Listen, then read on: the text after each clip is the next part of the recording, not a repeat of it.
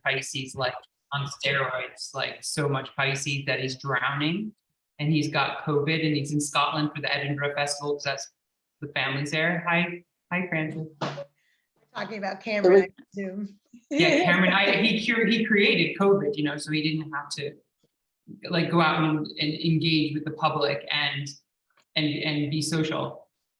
He loves it. He's like in a cave ordering takeout. With his sister out doing everything alone, going to concerts, going to improv, going to festival things. Yeah. That sounds like Piscean words to me. Yeah. Oh yeah, yeah. So he's and he has no symptoms, but you know, he's worried about everyone, the public health, even though there's like thousands of people who obviously don't care because they're not masked and they're in a public, like one of the biggest arts festivals in the world, and they don't care. But he's decided he's going to protect everyone's public health and service to humanity. Yeah, service to We're humanity. the saviors. Yep, exactly. We are the saviors, people. I always laugh about the Jesus story. Obviously, like greatest story ever told.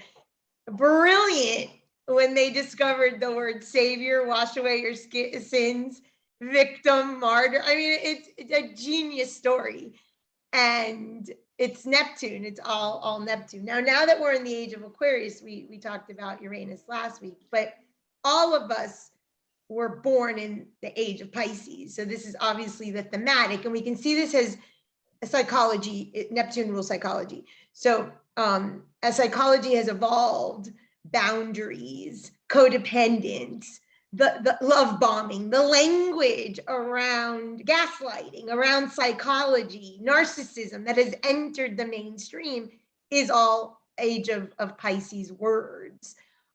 Now we're moving into nervous system and trauma and energy, and because it's an age of Aquarius sort of psychology.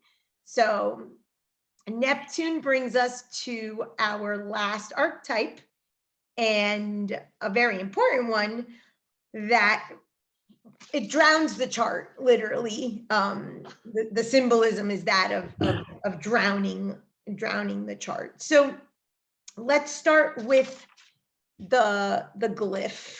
Hold on.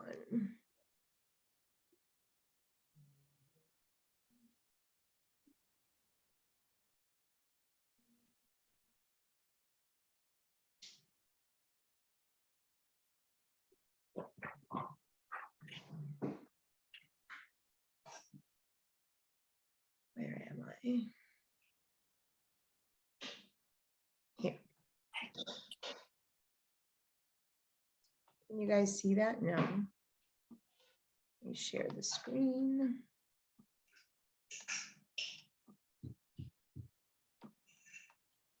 So this is the glyph, and it's the trident of Poseidon. So when Saturn is dethroned and Jupiter takes over the heavens, he gives the underworld to Pluto, and he gives the oceans to Neptune or Poseidon. So the trident is the control of the waters. It's the control. In my theory, I talk about the toxic waters. When we're incarnating moment of conception, you get your thoughts, and then your emotional sort of manipulation and the way that you move in the world is all learned in the womb. And this is how we manage and maneuver and move in the world. So keywords for Pisces: emotional, illusion, vague, no boundaries, codependent, manipulative, covert, under the radar. You could see that it's just these subtle influences that pervade and sort of rock a foundation of a relationship or of a person. Worthlessness.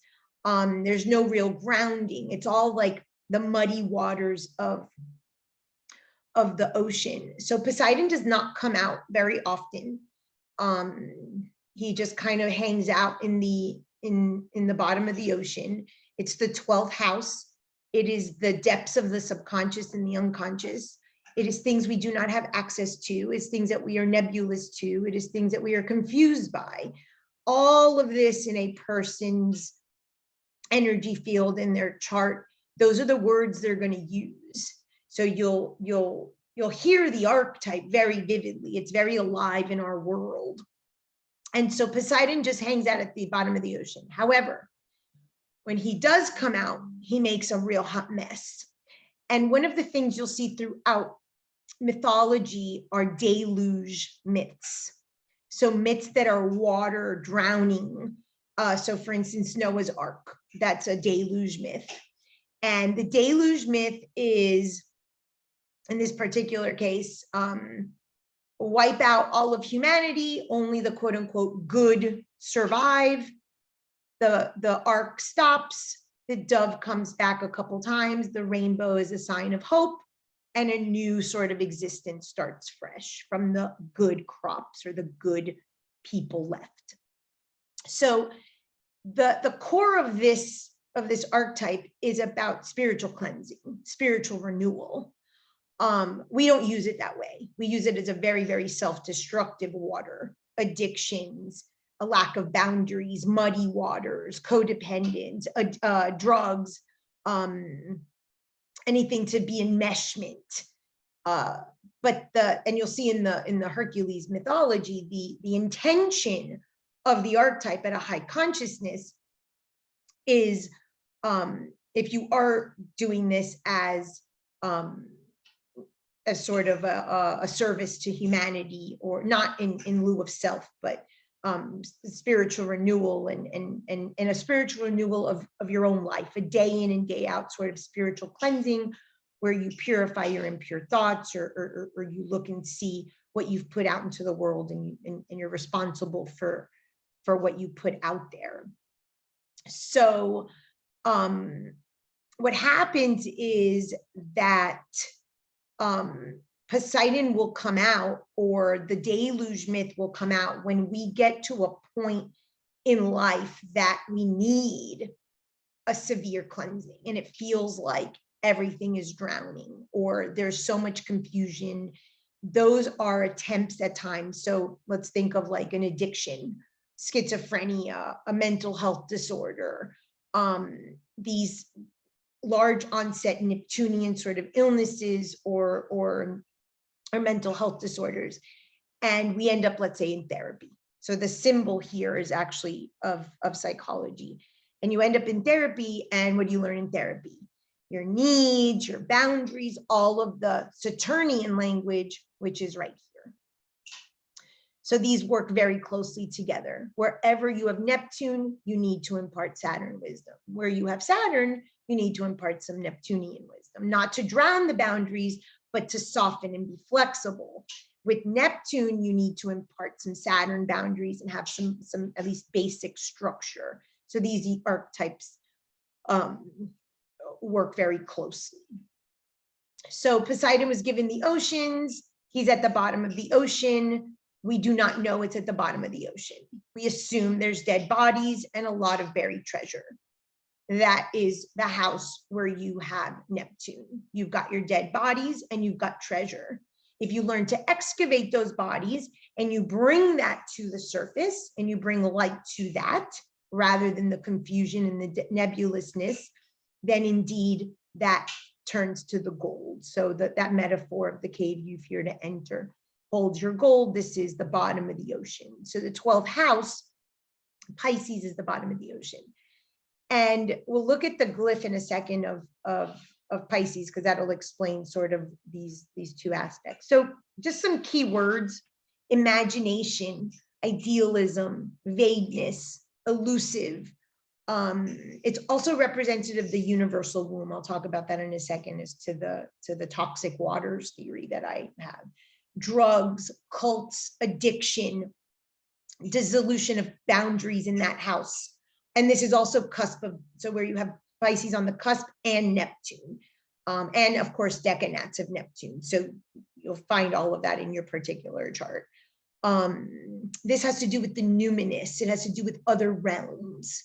So this is the transcendent function. Like, we want to have a transcendent experience. Without a transcendent experience, without a numinous, without some spiritual inclination, doesn't matter what that is, you are not complete. Your psyche integration is incomplete. It is a part of the function of the human being is to have a transcendent function, something that we deem to be beyond us, right? So call it magic, call it mystery, call it spirit, call it guidance, call it God. It doesn't matter. This is necessary. If this is our brain map, this is a piece. So we can see the problem when this is eliminated from our belief system, when this is eliminated from the world. What it leaves us with is a lot of archetypes that are self-referential and self-focused. And there's no mystery, there is no magic, there is nothing else. We think we are the end all be all. And that's what happened in the Job story, another sort of, it's not a traditional deluge myth, but he's swallowed by Jonah, he's swallowed by the whale, he's stuck in there for 3 days, and then he's spit out and he's forced to go to Nineveh. So the concept of dissolution of boundaries is actually the ego death. And from a depth psychology perspective, it's important to know that in the house where you have Neptune, you will suffer some sort of ego death, or hopefully you do, that you dissolve the boundaries of what you think that is, so that you can now rebuild on a solid foundation. And that solid foundation includes some faith. And faith in something, in something outside of self, the concept of a higher power, whatever that is to you. So that's why Neptune is such a tricky, and I always say the Mercury and the Neptune, or the trickster and the innocent archetype, and the relationship of those two in your chart are very, very important when we do aspects, because they are not clear, because they trick you, because you think you're doing something correctly and it's all wrong, because the function of those two archetypes in our psyche are to maintain a little bit of illusion, a little bit of mystery, a little bit of fantasy, a little bit of imagination, a little bit of play, so that we can tolerate the reality of this world. So when we shatter these snow globes, and Neptune is the snow globe, schizophrenia, for instance, people can turn mad. You raise Kundalini and you go crazy because you see this.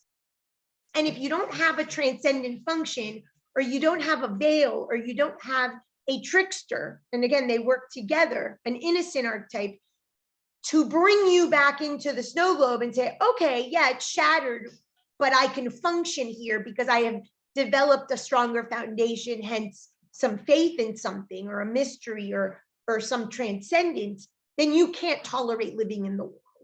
And that is why this is also linked to schizophrenia, spiritual emergencies, to use Groff's term. In India, they revere people that have had these sort of, madman experiences, because they understand that they've understood a reality that most of us don't have access to, although that's changing more and more now.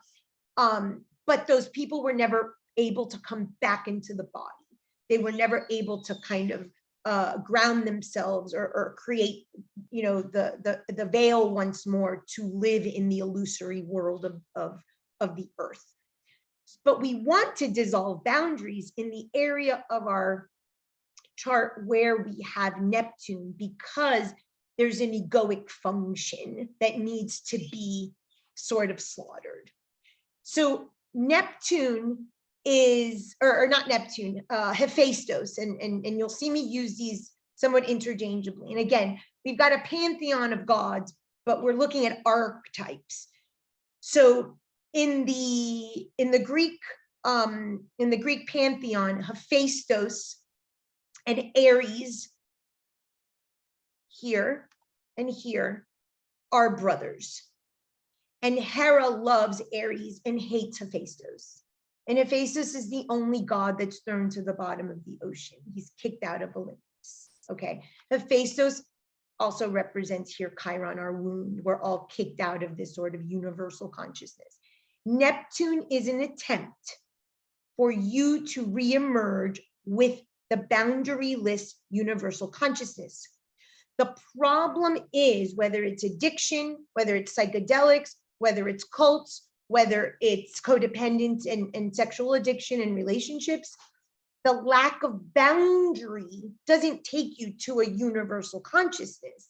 What it does is keeps you here ungrounded. So the function of those psychological illnesses or problems are to lead us to the universal consciousness, but we manage it all wrong with our psyche. And instead we use it as a negative coping to not deal with the wound, to not deal with Hephaestus having been kicked out of Olympus. So he's kicked out of Olympus and he's raised by the nymphs, and he becomes the god of the forge and the fire, and he makes all the metals. So what happens is Ares is going to marry Aphrodite, and there's a party in Olympus, and Hephaestus, very angry, very manipulative, very passive aggressive, all words for Neptune, all word for Pisces, shows up at the affair uninvited. And he brings his, I think the Nereids are the ones that raised him. He brings one of the Nereids, and he had designed her this amazing like necklace. And Hera is just like, I mean, oh my God, I need that. And he walks up and she's like, my son, my son. And he knows it's total hypocrisy. It's all BS. He wants something. She wants something from him, and she wants one of these jewels that he made. And he's like, you can have it under one condition. And she's like, name it. And he's like, I want to marry Aphrodite. So Hera says, Ares, Aphrodite is Hephaestus's now, and they get married. But what happens is that Hephaestus and Aphrodite are married, but Ares and Aphrodite are the ones getting it on. So the relationship in your chart between Neptune and Mars are the covert power and the overt power. Your covert power is your Neptune, and your overt power is your Mars, your Aries.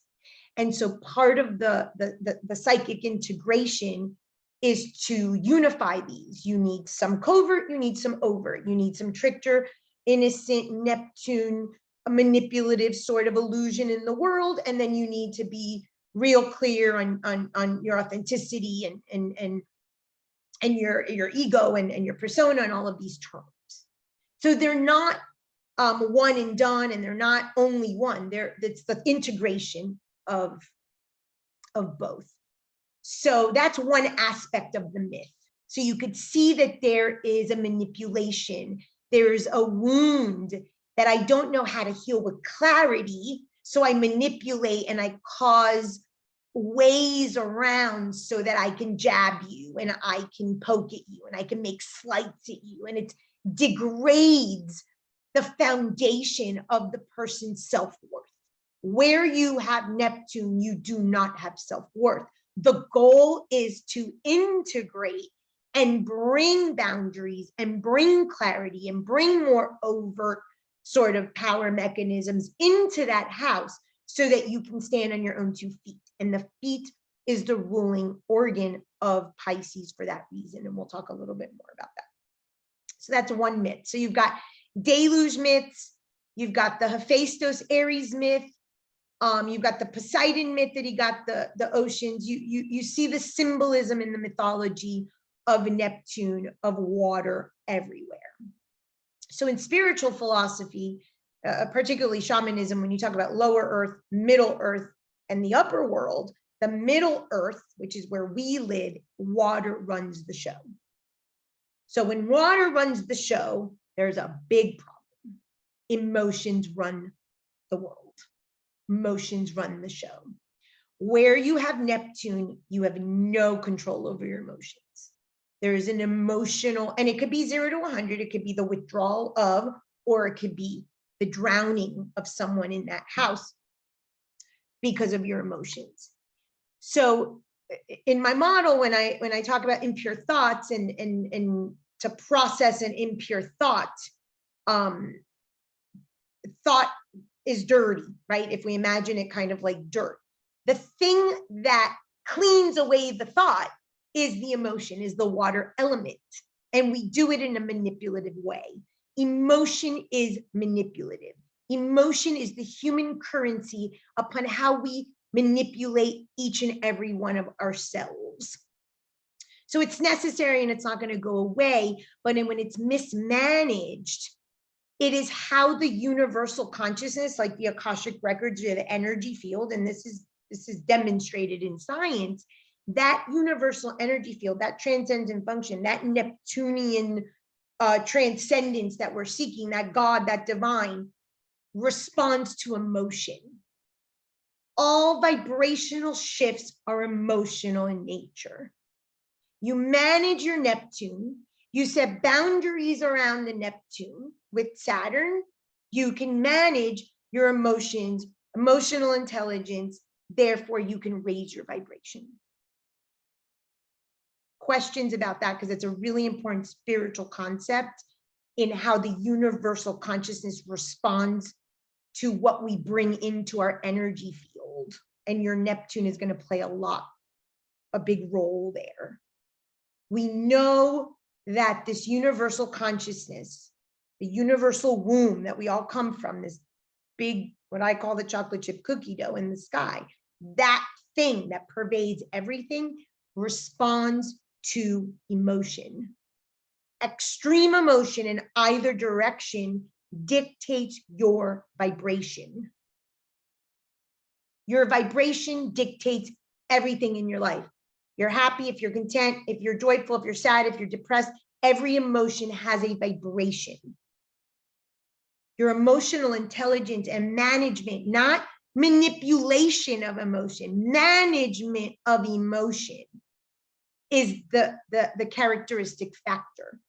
So when Jesus is born in a manger, and the fourth house is the family, and that's the low-level consciousness, the manger you were born into, the only way to move from a lunar consciousness of the fourth house to a solar consciousness of the fifth house is management of emotion.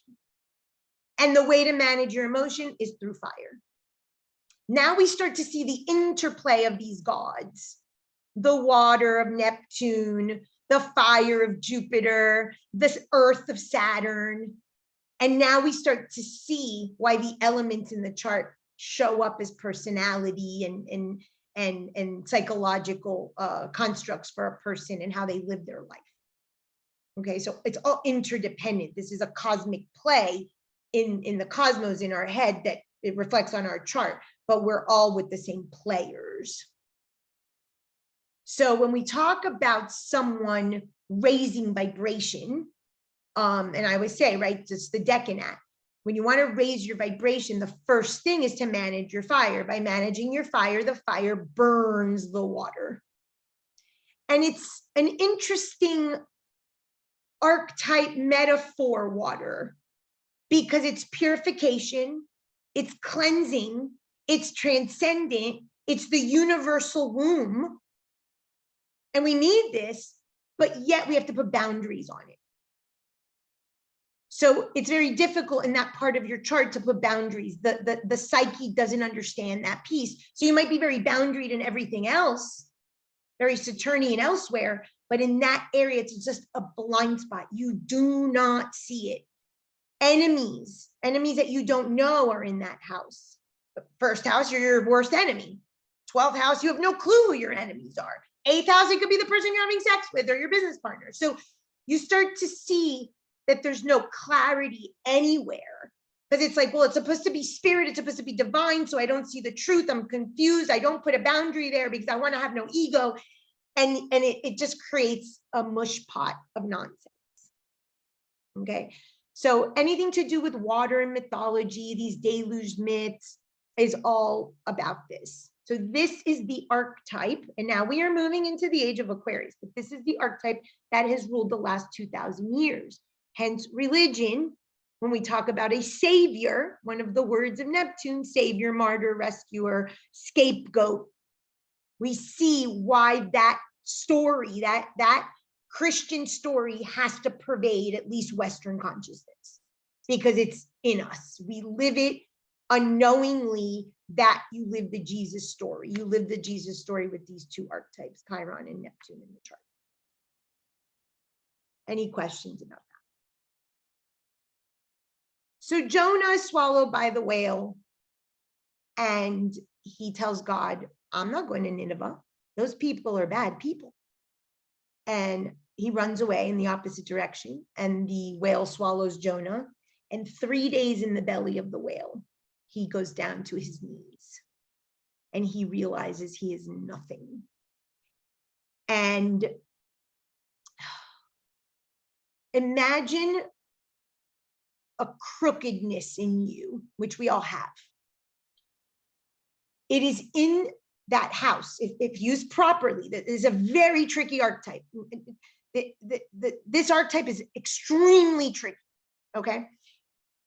Imagine that to straighten out your crookedness, if you were a tree, right? Like, and straighten out the trunk, you need to dissolve fully so that the roots can grow. The roots aren't dead, but the roots can go straight.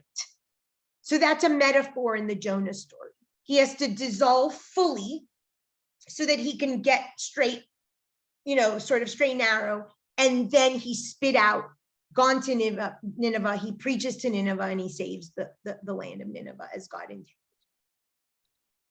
In that house, there's going to be an ego dissolution. You may view it as addiction or codependent or mental health issues, or someone betrayed you, took all your money, gave you an STD, whatever it is. But the function of that story of refusal to go to Nineveh occurs in that house so that you can get straightened out, so that you can understand that you are not the end all be all, that there is something beyond you, a higher power, a transcendent function, a God, a throne, whatever you see. And you have a little bit of humility to that mystery of the world, this numinous experience that exists. And you consider that just a little bit upon all your ego. You allow this thing, this function to move you. In our kind of world, it's the idea of a spiritual renewal or a spiritual practice. If you're doing breath work, if you're doing yoga, if you're opening the record, whatever, it's the constant reinforcement that there is something that I respond to and with and engage in that is not just me in this earthly thing. And it is something that continues beyond my earthly body dying. So we have the idea, but we don't really live it in a unified way. So it often takes a severe deluge in your life, a drowning deluge myth, for you to purify so you can remember that you respond to something higher. Questions? It's a tricky, nebulous, confusing, all worth, all worthlessness archetype. It's very difficult. And if you feel these archetypes in your life, if you really connect to an archetype and live it, you notice that it takes over you. And that's how you'll live. And if you've ever felt like confused, if you've ever been, sucker punched with some sort of new, that's inept, like what just happened? You're like drowning at the bottom of the ocean. You don't know which way you're going. So imagine a Pisces moon, a strong Pisces placement where you have Neptune. That's how you're going to live in that domain. So let me just speak a moment to the Pisces moon. The Pisces moon, in my personal opinion, is the most difficult because the concept of the Pisces moon, and this is not logic, and I think, Nicole, you have a Pisces moon, if I'm not mistaken. It is not that you think that your mother is the universal mother. It's that you think the universe is your mother. Therefore, you respond from the lunar function emotionally to only the numinous and divinity. So where is the earthly function? Where is the here now roots? It gets very confusing. Moon in Pisces is very difficult because of this. And oftentimes the mother is absolutely on a pedestal. I have many clients where the mother is the end all be all, the saint. They will describe her as a saint. I know that's not necessarily your case, but that's how it's viewed because it's not an earthly form. This is the goddess. The goddess is my mother. Okay. Think of the cow in India. Okay. That is the moon in Pisces. The goddess is the mother. You cannot touch her. It has reign over everything. So it's a very difficult placement. And I have a sun in Pisces and a lot of placements in Pisces. It's a difficult placement. Now, are you connected? Are you psychic as hell? Do you have an imagination like no other? Of course, you don't live in the reality realms. You're like hanging out with, you know, any creature known to man or not known to man, and unicorns and elves and you know, whatever it is that you picture up in your imagination, which is all true for a Pisces placement. So that is an imagination to a Pisces or a Pisces placement or a Neptune. It is truth. There is no distinction between this world, that world, and that's the glyph of the two fish. So if a Pisces or a Pisces placement, or you have Neptune, says to you, I live in a Hallmark love affair with my husband, Neptune in the 7th placement, they live that. They are in a Hallmark movie. There is no telling that person that is not truth. And that's important. That's what makes a psychic a really good psychic. That's what makes an intuitive a really good intuitive. It shows up, there's no doubt. There's no, of course it's real what I'm feeling, what I'm seeing, what I'm smelling, what I'm tasting. So you start to see how it's so necessary, but yet it could be so scary and destructive, and you're open to forces that you don't even know exist. This archetype in certain parts of the chart, the person really requires a spiritual education. It's a scary placement to not have a spiritual education because you don't understand how all of this works and mixes and matches, and then you become a product of, you know, it could be spiritual abuse, coercion, sexual abuse, manipulation, a lot of things. So it's a very, very scary archetype, but it is the archetype that rules the world because we are in the Middle Earth, and the Middle Earth is ruled by water. That's the way it is. So this all starts in the pregnancy.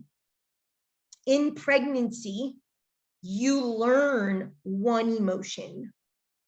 The way mom is dealing with work, the spouse, the other children, her pregnancy, her money problems, her physical ailments, doesn't matter, the story.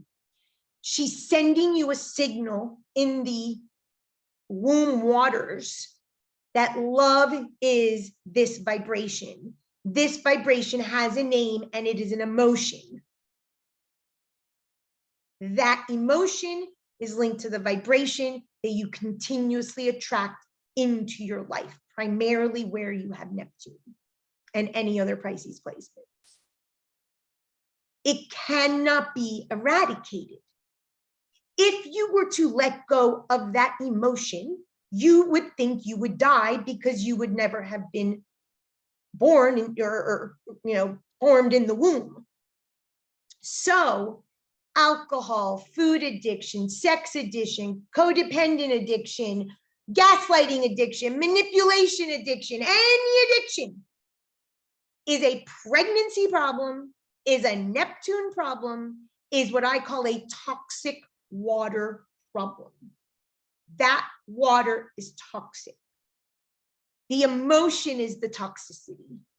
The vibration linked to the emotion is the toxicity. Does that make sense?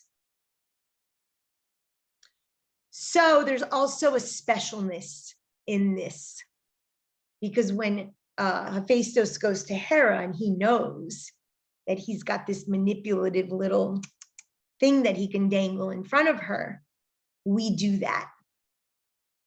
depending on sign, aspects, house, and each generation, a Neptune transit lasts 14 years.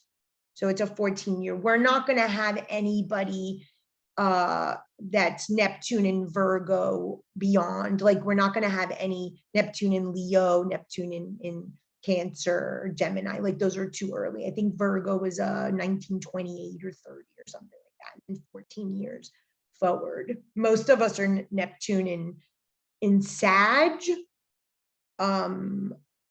Sharon obviously is probably Neptune in Scorpio, maybe.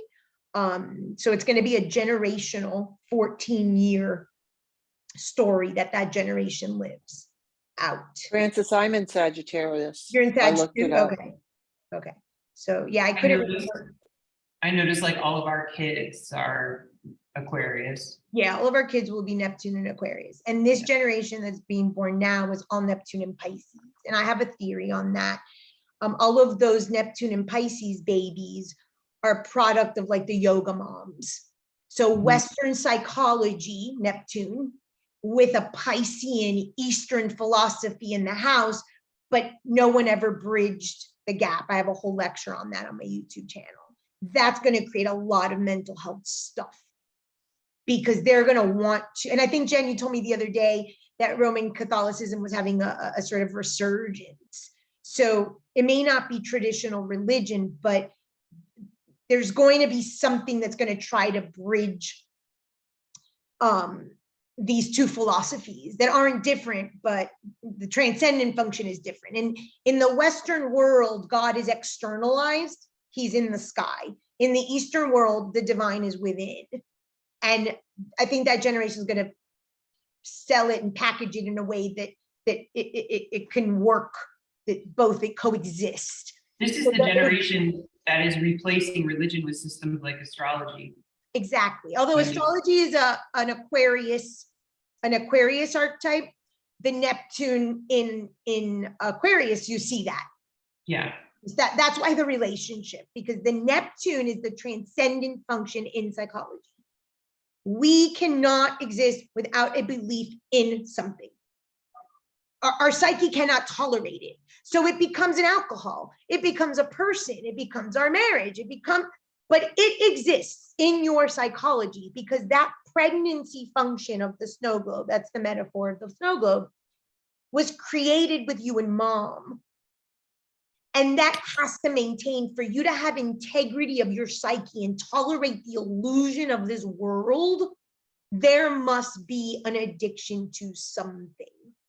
In a healthy person, in a healthy psyche, after you've dissolved your ego and built it back up and understood all of this, now it's, oh, I'm going to serve, I'm going to have a spiritual practice, a spiritual reverence to something, and it just is part of your existence. But prior to that, and you see the same thing with people that are immersed in religion, and religion is the addiction, right? The church and all of the church functions. Religion, spirituality, very different. This is a transcendent spiritual function where the numinous, where something beyond exists in you and you have a connection to it on a regular basis. It's not something separate that you go when you have a crisis. This is part of the psychic structure for health. So astrology is going to serve a lot of that for people. Now, again, astrology can become an addiction where it simply replaces a church, a building, and now it's a set of like, oh, I have Neptune in the third and this, and let me not date that guy because he has this and that. That isn't transcendence. That is not connecting to something higher. That is just a logical, rational, intellectualization of this. These are archetypes that are alive.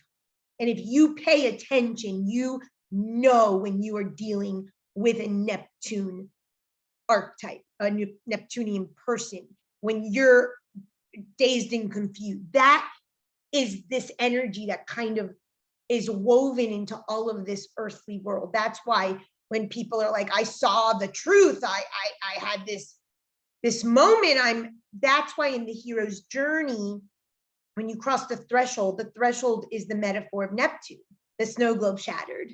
You can't unsee. You enter the extraordinary world.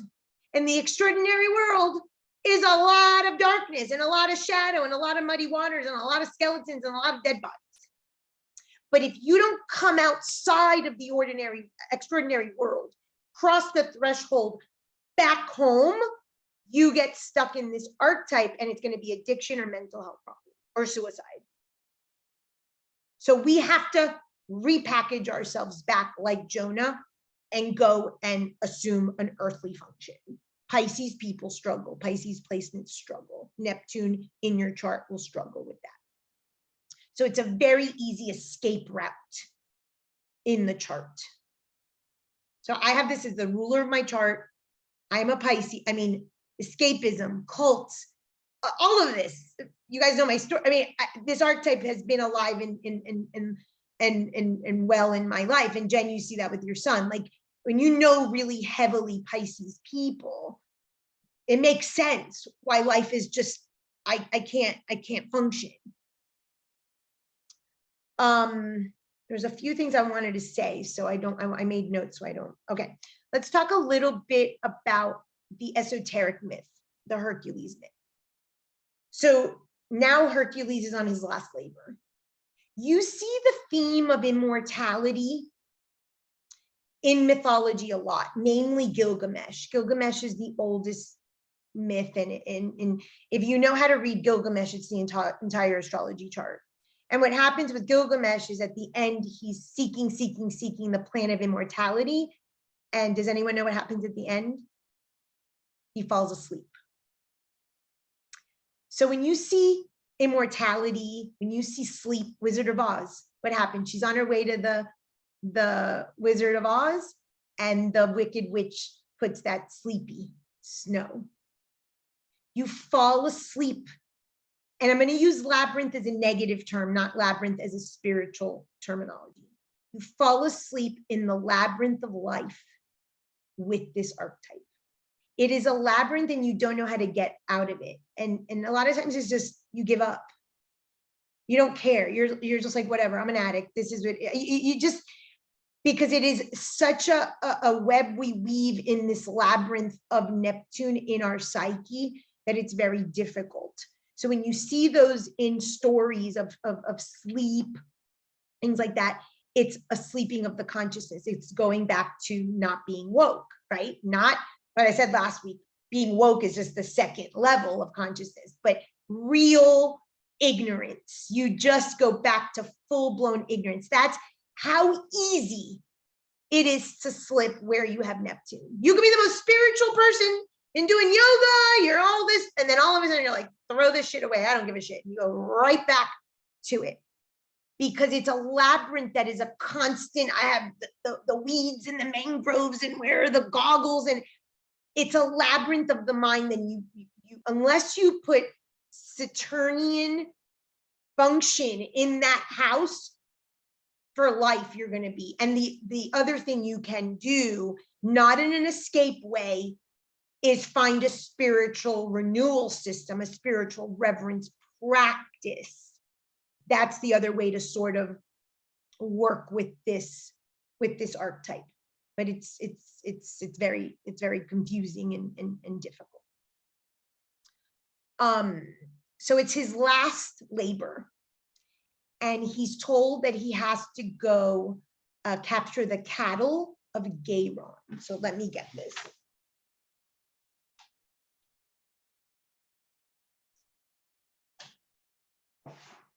So he has to go capture the cattle of Gairon. Anytime a myth has cattle, what does that refer to?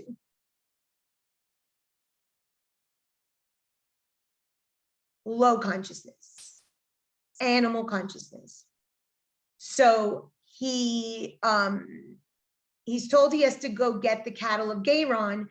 Whenever a mythology or a story or a symbol, anything, a metaphor has an animal nature, it is referring to low-level consciousness. So what he has to do is, Gairon is a three-headed monster. You see these themes repeated a lot. 3 heads. Cerberus, 3 heads. Chiron, 3 heads. Physical, emotional, mental body. If you don't tackle a problem at the physical, mental, and emotional, my TED talk, TED, thought, emotion, desire, you do not work the problem. So, you know how they say 666, the number of the beast? 666, the number of the beast, has nothing to do with the devil. It has to do with the physical, the emotional, and the mental. And it's linked to the Virgo and the 6th house, which is the opposite sign of Pisces. So Virgo and Pisces have a lot here. The virgin birth, the number of the beast, because the physical body is where the physical, emotional, and mental bodies are. And the only antidote is the spiritual or the transcendent function. Finding a spiritual belief system, practice, something true, not ritual, just taking communion. I'm talking about true understanding, spiritual knowledge. It's the only way to defeat the beast of being human, low consciousness, animal. That's why you see a lot of 3-headed things in mythology. You don't defeat the 3 heads. You've only eliminated the physicality of the problem, not the root. So he sits in meditation because he has no clue how he's going to do this. And a chalice appears. The chalice is the symbol of the divine feminine. The chalice is the symbol of our body. This is us. So when you drink the blood of Christ, it's the body. In the Fisher King myth, which they made a movie about, there's a chalice that they have to get. In King Arthur, the chalice shows up, the golden, what they call it? The Grail. The Grail, the Holy Grail. It's a chalice. It's about the purification of the body and finding the divine, AKA the transcendent, in the body, not outside of the body. So he is told to go get the cattle. The chalice shows up. The chalice is to put the cattle inside, and he has an arrow, and with one arrow, he kills all 3 heads of Chiron. You cannot work an issue, a Neptune issue, a Neptune problem, if you don't go to thought, emotion, desire, the physical, the emotional, and the mental, conception, pregnancy, birth. It doesn't work. So when people are the behavior, I didn't eat the cake, but I think about the cake. Problem not solved. Neptune issue, addiction. It may not be visible to the world, but it's the labyrinth of their head. You have no peace in the first house, in the Neptune house, none, because it's constant unless you do this myth. So he shoots the arrow, the 3 heads die, he gets all the cattle, and he puts the cattle in the chalice. Any idea what that means? Putting the cattle inside the chalice. Okay, let me take you back a moment to Taurus, the Cretan bull. Hercules rode the bull from King Minos to the temple. He rode the bull of desire. This is a completely different thing. To live harmoniously, to live somewhat normal, right? A wide door, mass consciousness, you're constantly fighting with your desires. I ate too much, so I purify. I had too much sex, I go on a man cleanse. I drank too much, I smoked too much, I slept too much, right? We're in this constant 0 to 100. I'm going to fix it with 3 days of a cleanse. That's how most people live. In order to override that, that is Hercules riding the bull of desires. You don't let your desires super self-destruct you, but you also really don't have much control over them. And when the desire to eat the cake comes, you give in, you say screw it, and then you work out the next 3 days. I mean, that's most of the nonsense of the labyrinth that people live. You hear it, right? At the gym, and I drank too much and the weekend party. That's Neptune. To really master this archetype at a high level consciousness, to really understand the transcendent function in our psyche and as a universe, as what this is all about spiritually. It's about the desires being contained in the chalice. The chalice is a metaphor. Yes, it's the body, but it's the divine feminine. Where now, instead of breaking even, I ate 3 days cake, I go work out 3 days to burn it off. I had too much sex, I pull back from sex for a week and I purify. That was the myth in Truth 6 of purification, when Hercules killed Hippolyte and then purified by saving Hesione. If you're in that nonsense your whole life, you're in a total Neptune labyrinth. You have learned nothing, you have managed, not drowning, but you're like coming up for water every third day. We don't want to live like that, right? I mean, we're studying these things because we want to overcome that if possible. That's the Neptune at the high vibration, at the high consciousness. So now the cattle, the low-level consciousness, the desire, the thought, emotion, desire, the physical, emotional, and mental bodies have to go inside. And your spiritual renewal, your connection to the divine, your transcendent runs the show. Then you honor desires. You have to eat, you have to have sex, you have to poop, you have to sleep, you have to do these things. But it's this that's running the show. You're not just trying to manage the desire to stay a certain weight, to stay happy in a marriage, to have a certain bank account. This is very, very, very difficult. Most people in the past, this is definitely shifting, and this is why I like some of the, I think it's Don Miguel literature when he talks about the petty tyrant, and Gurdjieff when he talks about the fourth way, that it's in the world that we're learning this. It's not about the ashram. This Neptune archetype is the ashram, is the mental institution, is the psychiatric hospital, is the monastery. So that's why you used to see the mystics or people who couldn't handle society moving to those parts of the world in exile, just like people were put away into mental institutions and ignored by their family. So this is becoming now, and we see this with the age of Aquarius, part of the everyday matrix of our language and the matrices of our fabric of our society. We'll see how this is, but this generation with Neptune and Aquarius is going to have a lot to do with that, Neptune and Pisces.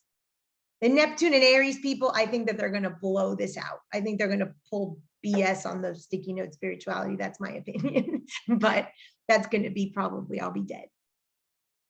Because now you have Neptune and Mars. Now you have Hephaestus and Aries, and there is going to be a war in that person's psyche. When Neptune and Aries starts in a couple of years, that is going to be totally a different construct. The over and the covert, and they're going to try to find that midpoint in whatever they do in the world. So you start to see these archetypes. It's fascinating. It's really fascinating. The Neptune is just marvelous. Any questions about that? I know it's a lot of myth and stuff, but I think it's important to really understand this idea of, I dissolve boundaries because I want to be one in the womb with mom, and I want to be one in the womb with the universe. I don't know how, so I don't have boundaries. I have codependence. I have addiction that makes me feel like that, unhealthy. I have a major aha, snow globe shattering moment. My life falls apart. My ego dissolves. I rebuild it on a solid foundation, the feet, the roots of the tree, the trunk is upright, and now I can bear fruit. And that is a thing in the Bible. You will know him by his fruit. That is directly related to Neptune, to the feet. The path, symbolic of the feet walking a spiritual path. So we see that myth of feet a lot too. Jesus washes the disciples' feet. St. Francis of Assisi walks barefoot in the snow building his temple. So let me take you to the glyph. Stop share. I have to end with a bang with Pisces and Neptune.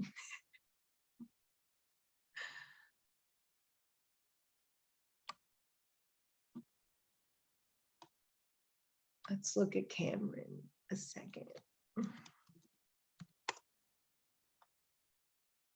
Oh, you'll have to give me, what is it, March 4th? March 4th, 98.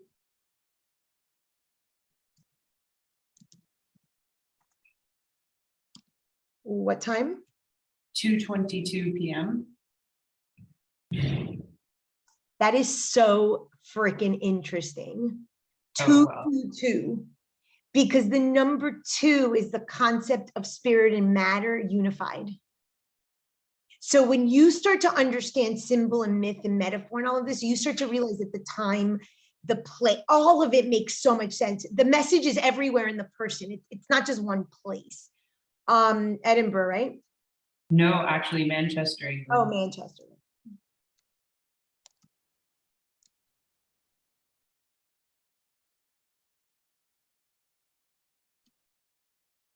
Okay. Oh, wow. Yeah, I know, right? So first, let's just look at the glyph for a second. The glyph are 2 fish. So Starbucks has made a very big killing on the Pisces logo. The original actually Starbucks logo, you could see the complete, they later on cut it off. But if you actually see the logo of Starbucks, it's a Pisces logo. There's 2 fish. The myth is that Venus and her son, I want to say it's Eros, I might be wrong on that, but Venus and Eros are mother and son, and they're being chased, and they are tied to, by a, they're about to run into the ocean, and she's like, let me tie your foot to mine so that if we get lost we can find each other. We see this tethering on surfboards and paddle boards and stuff like that, right? I mean, we see them in the earthly world. So they jump into the ocean, and mom goes to heaven or the sky or the universe, whatever you call it, and the child stays here. So this is the first separation of, I don't belong here, I am different, I don't feel right, my first snow globe crack, some part of me is missing. Where you have Neptune in the chart, there is a void internally. You don't know how to fill it. So you fill it with food, you fill it with money, you fill it with sex, you fill it with magazines, you fill it with clothing. So it is a void that you feel. And this is a notorious Piscean thing, specifically Sun in Pisces. Not that Neptune, moons in Pisces don't have this, but a Pisces Sun will tell you that there is an emptiness, a void, a hole in the pit of their stomach. These words are how we describe our existence. We don't know how to fill it. So it's a very common sign, and of course, wherever you have this, but specifically with the Pisces Sun, that you want to fill it with something. So this creates a deadly sin of gluttony. And Neptune in your chart, you have gluttony. Now, again, physical, emotional, mental. I don't care what you eat. I don't care who you sleep with. I don't care how many shoes you have. You have a gluttonous thought problem in that part of your chart. And so worthlessness is here. I'm so worthless, I need to have so many shoes. I'm so worthless, I need to eat. I'm so worthless, I have to buy. I'm so worthless, I have to XYZ. Wherever you have Neptune, there is a worthlessness issue. Remember, a face is thrown to the bottom of the ocean. He's trying to get back on top.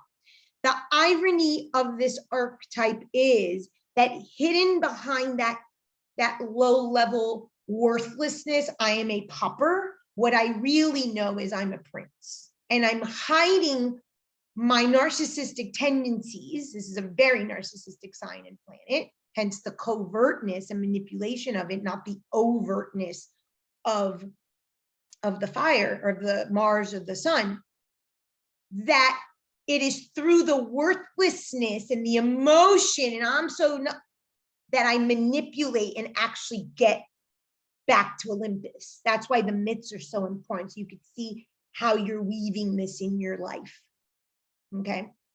But this feeling of emptiness, of existential angst, that is a Pisces construct. So everybody has Pisces, everybody has Neptune.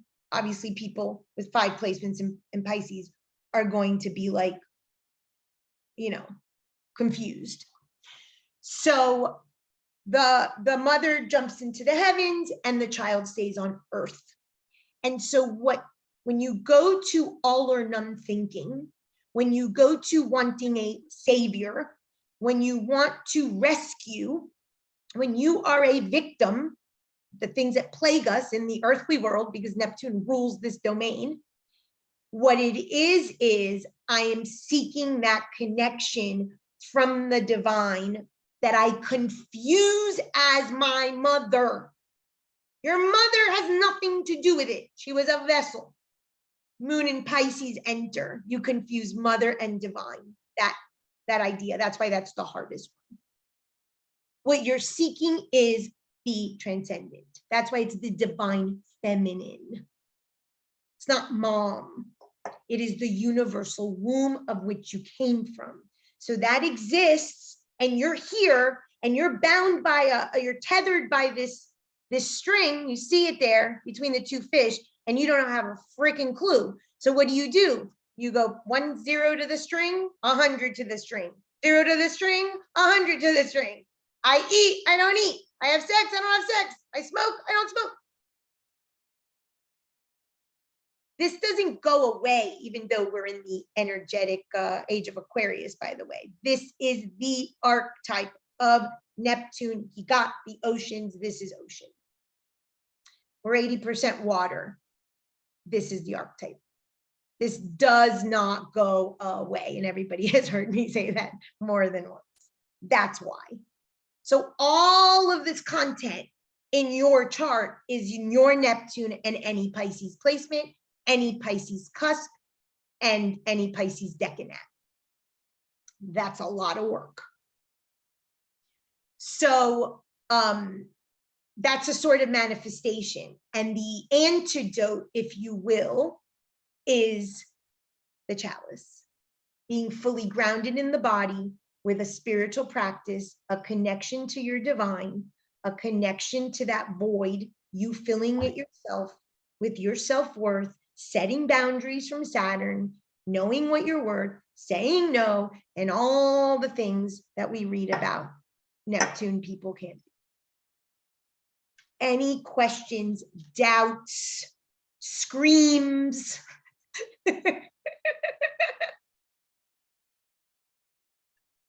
Okay, and there's so much more, but I will stop for now. I just have to say that there's like a hawk that's been visiting starting yesterday, and he's here at the pond. I have a bunch of water right here, and there's like falcon hawk visiting. So I don't know what significance that has, but it feels like there's some. Well, naturally, the 8th house is, the hawk is the 8th house, right? The falcon hawk is the 8th house of death. The natural placement of the 8th is Scorpio, and one of the decanats of Scorpio is Pisces, is Neptune. So that could be one manifestation. You can also look at your chart. You can also look at what's transiting your 8th and Neptune and in your personal space, since it's entered your space, what it's inviting you. So what Pluto enters and invites to die, Neptune invites you to dissolve, and I'm talking on a transit, but the antidote is Saturn.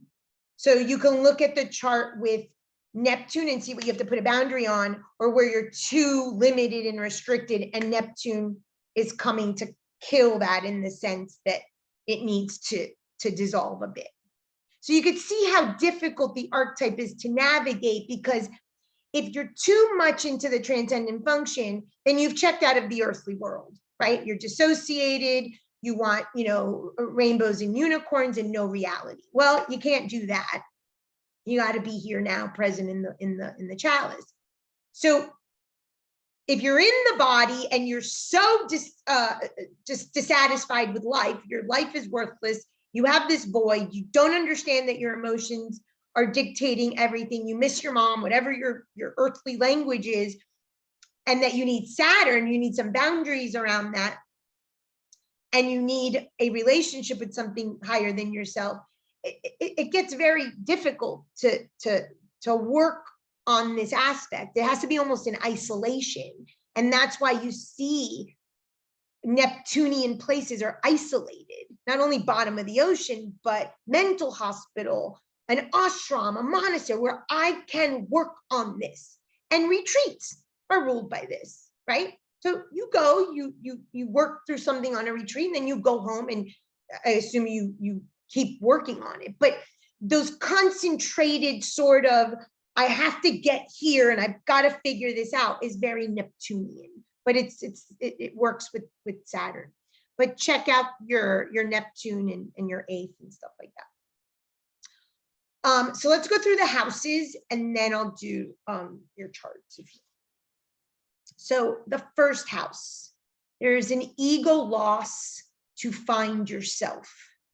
That is going to be sort of how your deluge myth lives out. So a full undoing, a full unraveling. That's what happened to me. Like, I lost all of it. And I didn't care about losing my hair and my husband and my house. I cared about losing my faith, because the faith I had was a blind faith. It was a non-foundational, good root faith. And that had to be reestablished. So that sort of undoing in that space. So like a Neptune in the 8th with money. If that's your God, if that's your faith, then it makes sense. Not that you won't get it back. It's not about not getting it back. I got mine back stronger. But now you're Jonah. Now you understood that you had to break down in order to rebuild, to strengthen the roots. There's confusion, it's lack of clarity, it's manipulation, it's passive aggressive, you have no boundary. I was obviously born into a cult. You have that facility to be swayed by these type of things because there's no boundary between you and another. Mental health problems, because it's the first house that reflects on health, even though the 6th is health. The second house, low self-worth. People that have Neptune in the second house do not know how to manage their money. Now, you might have a Neptune in Capricorn that knows how to manage their money and maybe makes a lot of money. You also have to see the entirety of the chart. And if they have 10 planets in Earth, obviously there's going to be, but it's a self-worth issue. Remember, physical, emotional, mental, doesn't matter. Tell me what's going on in the transcendent function. I am worthless. Doesn't matter if I have a lot or I have a little. It's that underlying inner instability of confusion that I am worthless. In the 3rd, it's very artistic. They have a very imaginative mind. They're very good psychic. Not like a psychic in the 12th or a psychic in the 8th that is very like, but they can maybe see vision. They can be very clairvoyant. Maybe their artwork or their imagination or their pictures are like prophetic. This is someone who's gonna probably have a lot of difficulty concentrating. So school K through 12 issues will abound here. They daydream, they can't concentrate. Neptune in the 4th, because your 4th not only is your physical home, it's your 3rd chakra, it's your inner home. These people struggle with worth issues as well, similar to the 2nd. It may not be through a money exchange, but it could be through a familial exchange. Usually it's a spiritual home, or can be a spiritual home, or an addiction home. There's usually a strong connection to one of the parents spiritually, energetically, things like that with that Neptune.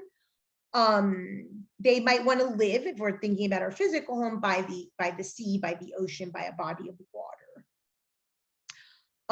There's a lot of idealism in the person's psyche. If it's Neptune idealism, which inevitably is going to be shattered because you can't sustain the idealism. And then it's another self-worth issue because it's the fourth house of the parents. So my parents idealize me, then they don't, then they do, then they don't. And they're in this, you know, tug of war. In the fifth, Neptune in the fifth, you can have a very dramatic child. Obviously, you can have a Pisces child. You can have a child with a Piscean personality, a Piscean creative pursuits, because Pisces is very creative. It's all imagination and arts and things like that. The person could be a prodigy. Your kid could be an artistic prodigy. So have like some special, you know, gift. And the person with Neptune in the fifth may tend to sacrifice, overly sacrifice, like those parents that are sacrificial for their children and for lovers. It's a very codependent placement, the Neptune in the fifth, just like seventh, although seventh has a different twist. The sixth house is someone who might be a nurse, someone who might be in a service oriented type of or medical field or mental health field. Their day-to-day work life or their structure at home, because it's the day-to-day routine. Neptune isn't a routine planet. You're in a labyrinth, so there's no routine. Maybe your routine is being in the labyrinth, but it's not what a outsider would call being organized and routine focused or structured. And it could be someone that on a daily basis goes into the abyss, the labyrinth of it, and then comes out. And that's like their ritual. That's their day-to-day practice. They need peace at work. As nebulous and as confusing as Neptune is, it's actually, if you go to the god, if you go to Poseidon rarely came out of the ocean. He was not a god that was seen a lot. Even Hephaestus, he was down there all the time. So where you have Neptune, you tend to have a hermit type quality. And because there isn't a Saturnian control with boundaries and structure, but your space, your confusion, your chaos is your sort of silence and refuge. So if it's in the sixth house of work, they need that sort of refuge in that space. And at work, home too, that could be they need maybe to have a man cave or something like that. The seventh. So Neptune in the seventh idealizes the partner. That's one. So when I tell you a person says my marriage is a Hallmark movie, they believe it. The person could be cheating. The person can be robbing them blind. The person could be coming home drunk every night. All of those are Neptune in the seventh, but they don't see that. You see what you want to see. You see the truth that you want to believe.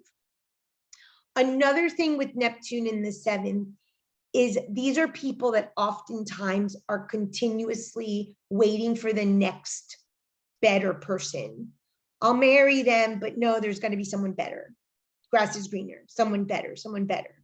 And they're constantly waiting for the ideal, the better, the unicorn, and it never comes. So that's not uncommon. Neptune in the seventh can be someone also that their relationship sexually could be platonic, like their marriage. They're more like a brother sister, because Hephaestus marries Aphrodite, but Aphrodite has sex with Aries. So you can have a mistress. I'm not going to classify this as polyamory, that there are multiples, because that's a different archetype, but it could be that, oh, we're a sexless marriage, so go and have an open marriage. That could be a construct in that Neptune in the seventh. There will be other things that confirm that, but you can see that the myth of Hephaestus and Aphrodite, they don't have intercourse. She has a lover, which is Aries. So the relationship can be more of a platonic brother-sister marriage rather than a sexual relationship. In the eighth, psychic. Neptune in the eighth is one of the most psychic planet placements in the entire chart. And I'm not talking, Uranus in the 8th, flash of intuition. I'm talking about psychic depths of the subconscious psychic, like the 12th. The 8th is actually, the 4th and the 8th are actually more psychic than the 12th, not because they're more psychic, but because they interest, they believe it, they encourage it. People with Neptune in the 12th are more like, I had a dream, it's prophetic. I don't really believe because I don't really know. They can't get in touch with that part of themselves that they don't have a framework. Imagine it's a Neptune in a Neptune house. There's no framework. Whereas in the 8th, you have more of a scorpionic framework. Wait, there's some control about how psychic, I'm going to go take a class and learn about this. And in the 4th, it's more about a claircognizance. I know, I trust this. I see this related in my life. Neptune in the 12th being supremely psychic, oftentimes the only way that the function can come out is through this dream state. Neptune in the 8th can have financial ruin, because if we're talking about dissolution of ego, and if money or sex or money from a sexual partner is the definition of worth, and I have to lose it all so that I can strengthen my tree trunk and I can deepen my roots and I can seek my true transcendent function with the universe, I have to lose it all to get it back. Neptune in the 8th can be that. And of course, if anything that Neptune touches makes it nebulous, makes it cloudy, you can't see that the guy in the next desk next to you is robbing you blind because you have Neptune in the 8th and that's your financial business partner. These people also Neptune in the 8th, and like in this chart, Cameron has all that Pisces. This is also valuable. These are people that tend to have a very healing touch upon death. So like being a death doula or helping people cross over. If it's not necessarily touch, they can connect to in terms of those that have crossed over or have died. They tend to have that. It's very, very important that Pisces or Neptune in the 8th be very, very clear on their taxes, because Neptune makes everything nebulous. You're not clear on your taxes, and Neptune loves 12th house themes. You're going to jail for tax evasion or lack of clarity on your taxes. So you start to see the story unfold, and then later on in other levels, we'll connect to Neptune and then the 12th house and then the cusp and the whole story and how it unfolds, but you need to have this foundation to know. Neptune in the 9th is an idealism. It's a seeker archetype, philosophy, all these themes. The problem with Neptune in the 9th is they're fanatics. There isn't a boundary around the philosophy. There isn't a boundary around the teacher. There isn't a boundary around the travel. There isn't a boundary around the books, the expansion and the expansion and the expansion that they know nothing. So I had a client text me this morning and he read another guy who says, you don't create everything. And he wants my viewpoint. And I said, my viewpoint doesn't matter. What do you think? He has this, that's what I'm saying. He has Neptune in the 9th. And I said, you need to create your theory that works for you. I know mine. What do you want? What's your rules around your philosophy? Neptune in the 9th, they're so consumed with everything that enters and they want it all. And remember, gluttonous thinking that they do nothing or know nothing or apply nothing. Neptune in the 10th can be an idealism in a profession. It could also be someone who's like in the nursing profession, obviously a priest or a nun or you know, some sort of profession linked to spirituality or religion. Neptune in the 10th, more so than Neptune in the 4th, could feel as if they were rejected from their parents, mainly mom, because the 10th house is more mom than dad, really. And because Hera rejected Hephaestus, you can see that the person feels rejected. So maybe they excel at work. If it's all or none thinking, if it's gluttonous thinking in a profession, they're workaholics. Not that Pisces are workaholics. That's not it at all. But if you have to take the addiction and put it in that house and make it work for your psyche, then all I'm going to do is work and prove my worth to my mother through, like Hephaestus is making all these jewelry, through this professional experience. So you start to frame the client's story and how they made it work for them through the planetary archetype placements. Neptune in the 11th. So the 11th is a confusing house because it's groups and it's isms, and it kind of by design is a gluttonous house. So if you have a Neptune in there, it may be very difficult perhaps to identify a specific set of friends, or you only have a religious group of friends or a spiritual group of friends, and maybe you section them off for these different functions, but somehow you're the one that's woven with all of them. You can have friends that will drag you into drugs, into different, sort of addicting or poor coping experiences. Neptune in the 11th, you'll definitely attract unusual friends, very spiritual or psychic or Piscean type friends. You may be the victim of the group, or you may be the savior of the group or the rescuer of the group. It depends on how you play out the archetype. You have that archetype wherever you have Neptune: victim, savior, rescuer, consistently. You might have addict friends. You may have, it's different than the 12th, but you might have friend groups where there are enemies, like frenemies. That would be a frenemies. Very different than the 12th. And the 12th, absolutely intuitive, absolutely psychic, more dreams and prophecy, but maybe not even believing the gifts. And this is a person who feels lonely and in bondage. The Neptune placements that are earth houses, for instance, the 6th, they feel bondage by the body, bondage by the structure of the day-to-day routine. That's going to be a struggle. If the bottom of the ocean is here, and Neptune, if it's Poseidon hangs down at the bottom of the ocean, but I'm stuck in the middle earth because the water is what makes this world different than that world, then I feel in bondage to, or I'm stuck in bondage to this. The concept I said about immortality earlier that we see in Gilgamesh and that we see in some of these myths is that immortality is a Neptunian function. And the only thing to limit the immortality is the Saturnian function, which is the body, that karma.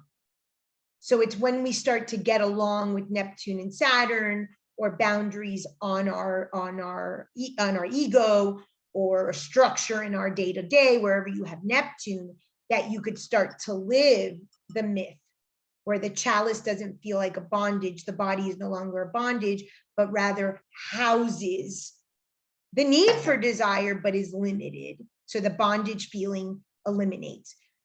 If you have somebody who's uber structured, a lot of earth, or their tendency is to be very structured, look at their Neptune. Their Neptune is where they're slipping through the crack. They're going underneath. They're creating that chaos somewhere.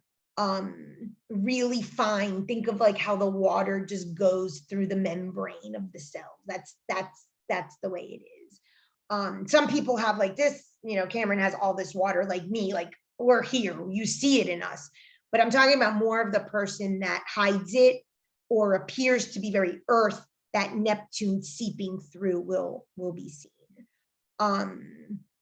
Neptune in the 12th, 100%, that person will have friends that will betray them and backstab them. That is, I don't know who my enemies are.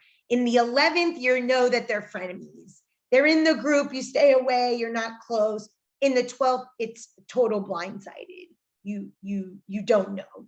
You're like shocked that this is a person that is your enemy and poisoning you. Neptune in the 12th is the addict placement.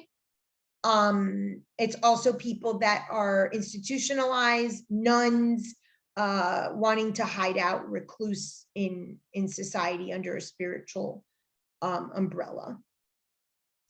Any questions? Okay, let me just make sure I covered everything. I mentioned the feet. Pisces rules the feet because the Pisces is the most ungrounded sign. Wherever you have Neptune or Pisces, you're not grounded. Hence why you could be psychic there, right? So when we talk about tarot, the tarot journey is called the Fool's Journey. The first card is the Fool in most decks. It's an ungrounded, I'm not, usually the Fool's card is either on a very unstable territory or about to fall off a cliff or something. And then the unfolding of the storyline of the cards, which is your journey or your chart, to get you back to the 12th, to get you back to self, back to the ordinary world, where you're here in the illusory world and in on it. Now you're grounded in your reality. Forget reality, your reality, who you are. So when people have feet issues, it's a Neptune thing. That's why a lot of people do pilgrimages. They walk at Santiago de Compostela. The feet have to hurt. You know, they get to a pilgrimage and they get off their feet, they kneel. It's this reverence to this something else, but I have to be rooted in reality in order to get to that. I can't be floating in midair. This is also the archetype of the innocent. The innocent archetype is the sheep, and hence Jesus is the shepherd thou shalt not want, right? So where you have Neptune, you want a shepherd, you want to be saved, you want to be rescued, and you will attract the shepherd in until you become your own shepherd. So on the dark side of this, and innocents don't necessarily know that they're innocents, or know that they're wolves in sheep's clothing. You will also have the wolf in sheep's clothing here, that sleight of hand where you have Neptune. Signs, aspects are going to determine that more specifically in a person's chart. And I think that is all I have before we go to the, so I just want to make sure. So, no, before. Okay. So Cameron, obviously we talked about. So he's got the 6th house, Neptune, but look at all of this stellium over the 8th and the 9th. So that's going to be a big area of not only the capacity for spirituality and the transcendent function, which are 8th and 9th house, you know, areas, but all of the unraveling and undoing and so forth. Who else? Nicole. Where do you have Neptune, Nicole? I feel like I know your chart already. I have Okay. Neptune in the 3rd, and then the Pisces moon in the 6th. Okay. Yeah, I remembered your moon. So that makes sense for what you do in terms of plant medicine and stuff like that, right? I mean, you're grounded in the medicine and seeking the transcendence through the 6th house. Remember, the 6th house is Virgo. The 6th house is Mother Earth, Terra, matter, like materia prima. So you're doing that when you're in the earth, when you go on your camping, when you do those earthly things, and then you're connecting there. So you're using that appropriately for work life and balance there. Neptune in the 3rd, were you unorganized at school? Were you lack of concentration at school, in lower school, K through 12 school? I was actually identified as a gifted child and taken out of ordinary classes once a week to like go do the things that were sort of separate. Okay, but so I was separate, very isolated. special, I was very gifted. isolated. Hear the language? Yeah. Yep. I was very isolated. I love to just be by myself and read my books and like, yeah. So we start to see the language that we speak, and then it's like, oh, there it is. Yeah. I was just seeing if you have any. Okay. No, I was looking to see if you had any negative aspects to it, but no. Sharon, where do you have yours? But I am curious about third house is also communication, right? Yes, so third house communication, great question. Third house Neptune can be very nebulous in its communication. So for any of you who ever worked with me, I'll be like, tell me the conflict in one sentence. That's why. The conflict in one sentence eliminates the nebulousness. So if you were to write an email or send a text, for instance, it might be this big. All emotion, all labyrinth, all mired in nonsense. And then one key thing that the reader that you're communicating to or the person has to decipher in there. So you see the emotion, you see the labyrinth, you see, that's why tell me the conflict in one sentence is a question I ask clients, because we're dealing with a Neptune-Mars relationship, a Hephaestus-Aries relationship. He stole his wife. That's the conflict. But there's this 20-hour story about why he was able to steal the wife, and we want to get in the story. So wherever you have the Neptune, you're going to do that. So if it's in the communication, the story is part of the connection, is part of the humanness, it's part of the emotional manipulation. That's a biggie. Yeah. Oh, Neptune in the 11th. Okay. So you can have some I bad misspoke influence earlier. of friends or some real spiritual friends. But look, something that's happening next week, she's going to the beach. She does this yearly beach thing with friends. So seaside, I mean, that's at a mundane level. I'm just saying there's so much that this touches. So friends that live by the sea or friends that are spiritual in nature, you know, she's in these classes of spirituality. It could be a church group. It could be a friend that's a Pisces. It could be bad influence friends that, you know, do drugs and alcohol and stuff like that. And you have to watch out. That was probably more at a younger age, but you see and then there's a lack of boundaries sometimes with friends. So watching boundaries or setting parameters on groups. If it's a very gluttonous planet and I want all groups all the time, that could be an area that some boundaries have to be placed. Jen, look at this. I don't know anybody's Neptune, which is so funny. That's how nebulous is that it's you know, eluded me. There it is. Okay. So this is a really interesting placement, just from a mythological space, Neptune, Mars. So that Hephaestus, Aries mythology somewhere is living out in your life. Now, it does not have to be marriage, but the archetype of the covert of the transaction of I'll give you this for this, the necklace, manipulate through, you see it woven in there. That's a really powerful placement. And then you've got Neptune, Venus. So now you're to the mother in the sky and the kid stuck in the ocean. So she has a lot of mythological sort of placements here that the story can play out. And look how interesting. Here's Mars and here's Venus, and Hephaestus got between them. So it doesn't mean that you're living that out literally, but somewhere in the 11th house in that group. And look, you have the same as your mom. So there's a generational placement there too. That's a really interesting, in terms of the myth, when you start to find the connection of the myth with the archetypes on your chart, and you're like, oh, I play that myth out by sign and by house. That's not a marriage house, but it plays out in other areas. That's a neat one.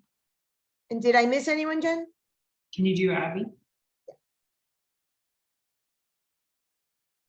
I know she'll watch the recording.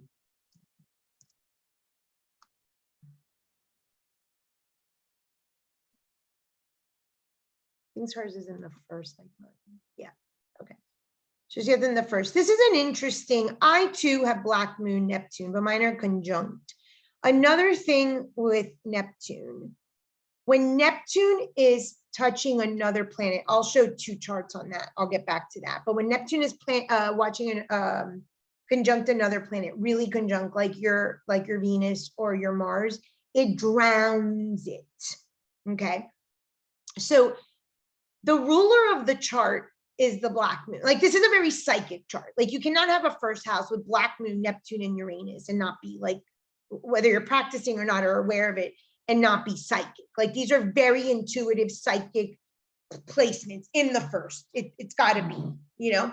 So that's the one thing, drawn to esoteric topics, things like that. But when you're looking at a chart, let the chart tell the story.